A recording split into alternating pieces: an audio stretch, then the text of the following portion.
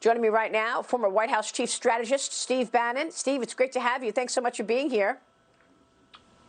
Thanks, Maria. Before we get into your predictions, I want to run a soundbite of what you told us the last time you were with us, zeroing in on those swing states. Take a listen.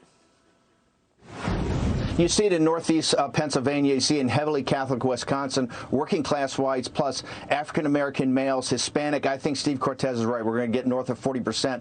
The Biden peaked too early. Trump is surging. This is going to be a horse race all the way down to the end. Steve, how are you feeling today with the day arriving and people going to the polls right now? I think that all came true. I think the focus is going to be in the Commonwealth of Pennsylvania. I think Northeast Pennsylvania is going to drive this. I think Donald Trump's going to win Northeast Pennsylvania, win it big, and going to be win re-election. The Democrats have a huge problem. All this massive early voting, all the vote by mail, what they've done is just cannibalized game day. They have to turn out today low propensity and sporadic voters when they really don't have a great physical get-out-the-vote operation. President Trump, the deplorables have to represent today in a massive turnout. If they turn out like it's been projected and like we've done data analytics on for the game day vote, President Trump is going to win re-election tonight. Steve, do you believe he will declare victory tonight? A lot of questions about not knowing what we're going to see. We've been talking about the Attorney General of Pennsylvania, who yesterday tweeted out that Trump will lose. This is coming from the AG of Pennsylvania. I tweeted out after that saying, what does he know that we don't know? Will it be a victory tonight for President Trump? President Trump has a great saying, no games. And the Attorney General, this partisan hack Attorney General of the Commonwealth of Pennsylvania, should recuse himself from anything doing with this going forward. He's on MSNBC nonstop as a partisan hack. He's already done voter suppression. This is the most major voter suppression we've seen, where he says, hey, I already know the outcome of this. I just got to get in there and count the votes that we want to count. So this is outrageous to me. President Trump, you know, Rachel Maddow and Anderson Cooper have opinions. President Trump is a fact. And tonight, I think for the good of the nation, he has to set the narrative framework. And I think he has to do it from the White House between 10 and 11 o'clock. He will be up on the way to victory. And I think he has to set the framework for what's going to happen in the days ahead. Otherwise, you're going to have the Democratic Party with a lawfare, with social media and their mainstream media, Praetorian Guard of Biden, and also street protests, which they're actively promoting. Rachel Maddow last night, the only things she had on her show were either lawyers, Attorney General Shapiro, and she had she had the 800 number how to join protests to put pressure on the president. President has to come out tonight. This is not the red mirage of what Hawkfish says and the Bloomberg guys. Tonight's going to be the bold red predicate, the predicate where his ultimate victory will come from. He has to lay it out for the nation, how he's won game day, how he's won these major states like Ohio, how he's ahead into the rest of the country, and set the framework of how this is going to go forward. We can't let this devolve into the chaos of what the Democratic Party wants. And this is why I think President Trump has to be very bold tonight, very tough, very firm, and lay out the narrative framework of what's happening and provide the narrative engine of how we go forward. But, I mean, look, we had Robert Cahaly on yesterday from Trafalgar Group, who's, you know, predicting a President Trump win. But he said they need to see a landslide in Pennsylvania because there will be so much fraud in Pennsylvania alone. Do you think that the president's team has the police in place, the policing of this in place, that, in fact, you will be able to indicate and identify wrongdoing or hanky-panky with these ballots? First off, the first thing today is Bill Stepien is one of the best ground games in the world. He and Jason Miller, et cetera, they're going to have the ground game, physical ground game to get the vote out, which is important, number one. Then we have people like Mike Roman. They have a terrific team. President Trump's got a top-quality team of people going to be on top of this. President Trump is not going to allow games to happen here. He is not going to have, you know, what he's done is respect the American people by actually running a campaign and going out to the small towns and hamlets throughout the country to make his case to the American people. You see the energy he's had? He is not prepared, and his followers are not prepared to have this stolen by the shenanigans and games they want to play in the legal side of this, what they want to do in street protests, and what they want to do in social media, try to shut the president and his followers down. We're not going to back off, and we're not going to allow this to be stolen in the canvassing rooms. Mike Roman and the team have a top-quality team that are contest. Any ballot that can be certified must be counted. It must be counted. We're a democracy. Okay, but the ballot has to be certified, and it has to play by the exact rules and regulation that exist. Not that guys like Shapiro want to make up. To me, it's outrageous. The voter suppression that's already started by the Democratic Party. Shapiro's a hack. He should recuse himself, or I think the president's lawyers ought to go into court today and force him off this, because he's already shown that he's putting his thumb on the scale to try to steal Pennsylvania. And as Pennsylvania goes, so goes the country. So let me ask you about the road to get to victory. You say as Pennsylvania goes, so goes the country. What about the other states like Florida, Georgia? What are you expecting in North Carolina? Are there, I mean, it's not all just about Pennsylvania. Can the president win without Pennsylvania? Listen, this is tough but doable. Number one, early in the evening, we're going to know Ohio, right, which Biden had a chance to shut the president down and failed to do that. The president got a second life in the last 3.5 weeks since the hard drive from hell came out, and Biden basically put a lid. He didn't want to address it. He went underground. That 10 days was key. The president got momentum. He's driving now to a surge.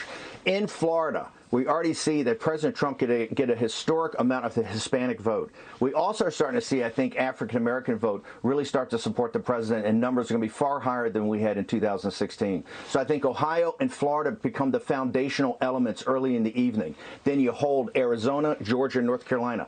Trump supporters have to understand you've got to get out today, because those 3 states are going to be tough, but President Trump will hold them. I don't believe today they're going to be big margins, but he will hold them. And then that leaves really Pennsylvania to make the final strike for victory. In Northeast Pennsylvania and Western Pennsylvania are going to be key. Northeast Pennsylvania, Scranton. It's the reason Joe Biden was selected by the Democratic Party. President Trump is beloved up there. Wilkes-Barre and Scranton, I think, will be the centerpiece of this, and I believe President Trump will win Pennsylvania. I also think he'll win heavily Catholic Wisconsin. My number's 289. Okay, 289 electoral votes, you're saying? You know, it's interesting to see what's going on in Pennsylvania, particularly with the oil and gas business. Joe Biden really hurt himself at the debate, saying that he's going to transition out of the oil business. That's something that certainly resonates. And you mentioned black voters and Hispanic voters. We've been speaking with a lot of them in the last several weeks. How strong will the support be, do you think, in the African-American community for this president? You know, Herschel Walker came on the show this weekend and said it could be well above 20%, which would be a big number, obviously, relative to what we've seen in history. It's Herschel Walker, but it's also people like Cube. It's people like Lil Wayne. It's all these new African-American males that understand economic nationalism. They understand President Trump's populist approach, and they're listening to this, and it's starting to resonate. I think he's going to do surprisingly well among African-American males. I think he's going to do surprisingly well among Hispanic males. I know the Democratic Party is already freaked out about what's happening in Miami-Dade. The president, I think, that message is resonating across the board. I think you also see it resonate in Arizona. Yeah. So I think this new coalition around populism and economic nationalism, you're seeing in these massive rallies. You're seeing working class America and middle-class America rally around to stop the neoliberal, neocon policies of really Hillary Clinton and Joe Biden. This has been rejected. This is pure globalist. This is being rejected by the American people, and that is why President Trump, he's a game day player. This is game day. This is going to be the game day vote. Tonight he's going to go in, and he's not going to let this be stolen by a bunch of slick lawyers and a bunch of media and the social media oligarchs in Silicon Valley, slick lawyers in the media, and also these street protests. He is not going to back down 1 inch. And if they think they are, they're sadly mistaken. President Trump's going to make bold statements. He's going to have a great day, set a bold red predicate, frame it for the nation tonight, and then drive to an ultimate victory. And then, of course, you mentioned the Hunter Biden laptop from hell, this news coming out right as people were going to vote in early voting, that Hunter Biden was doing these million-dollar deals with companies across the world. Senate Judiciary Committee Chairman Lindsey Graham joined me this weekend, talked about holding people accountable. He said, questioned why the FBI has not done anything to crack down on government corruption with the Bidens and beyond. Here's Senator Graham from Sunday Watch. What are you going to do to make sure to keep accountability? We still haven't seen any news from John Durham's investigation after the coup that failed to take President Trump down in 2016. Now we've got the Hunter Biden story, the FBI sitting on the laptop for a year, not telling anybody about it, even as they impeached President Trump for Ukraine news. What are you going to do, Senator Lindsey Graham, in terms of holding people accountable? Will you subpoena Hunter Biden? Bottom line. Well, the Homeland, that is Ron Johnson. I've got McCabe coming in November the 10th. I've got the social media CEOs coming in November the 17th. But I'm going to have a hearing with the FBI about why did you sit on the laptop so long. What you see from the business partner of Hunter Biden is corruption at a industrial scale, influence peddling.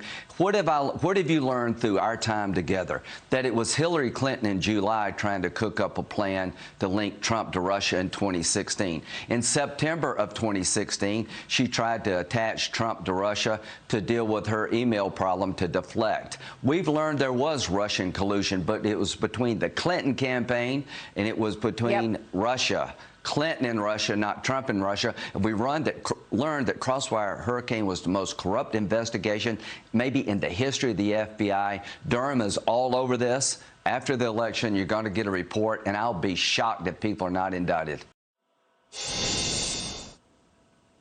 Steve Bannon, I do think this story is resonating finally with people because there's been this massive cover-up over covering up wrongdoing, whether it's the media, inside government, the deep state, and, of course, the FBI sitting on the laptop for a year. FBI director should be fired tonight, FBI Director Wray, immediately. They should announce a special prosecutor to go after it. This is not about corruption. This is about compromise. This was done with the worst companies of the Chinese Communist Party. This was Chinese Communist Party coming in and buying access and control of Joe Biden. You need a special prosecutor. You need indictments. This has got to be. The American people need to know what went on for national security. Yep. All right, we'll leave it there. And by the way, my sources tell me one of the first moves the president will make after this election is to fire Christopher Wray at the FBI and Gina Haspel at the CIA. We'll be waiting for that news to break. It will happen after the election. Steve Bannon, it's good to see you this morning. We'll be rocking and rolling tonight, watching those ballots coming in. Thanks so much for joining us, Steve Bannon, this morning.